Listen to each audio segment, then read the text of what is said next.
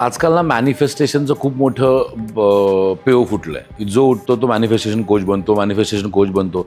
Manifestation खरं आहे का खोटं आहे? 100% खरं आहे. आपल्या भगवद्गीतेमध्ये मॅनिफेस्टेशनबद्दल बोललं गेलेलं आहे. पण ती मॅनिफेस्टेशन करण्याची एक योग्य पद्धत आहे, एक योग्य काय म्हणतात सिस्टीम आहे. ती सिस्टीम काय आहे तर बेसिकली तुम्हाला जे मॅनिफेस्टेशन हे बऱ्याच गोष्टींचं एक कॉम्बिनेशन होतं. म्हणजे त्याच्यामध्ये लॉ ऑफ थिंकिंग असेल किंवा लॉ ऑफ सक्सेस असेल किंवा लॉ ऑफ व्हिज्युअलायझेशन असेल, लॉ ऑफ फॉरगिव्हनेस असेल, या सगळ्याचं कॉम्बिनेशन करून मॅनिफेस्टेशन बनतं.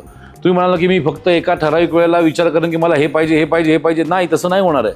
तुम्हाला एखादी गोष्ट हवी आहे तर ती गोष्ट मिळवण्यासाठी तुम्ही काय इनपुट द्यायला तयार आहात, ते इनपुट दिल्यानंतर तुम्ही काय सॅक्रिफाईस करायला तयार आहात आणि आत्तापर्यंत तुम्ही काय नाही केलं जे तुम्ही पुढे जाऊन करायचं तयारी ठेवताय, तर ते मॅनिफेस्टेशन वर्क करतं, तर त्या मॅनिफेस्टेशनचा इफेक्ट होतो. आणि प्रामाणिकपणे सांगू, मी मॅनिफेस्टेशनचं प्रोडक्ट आहे.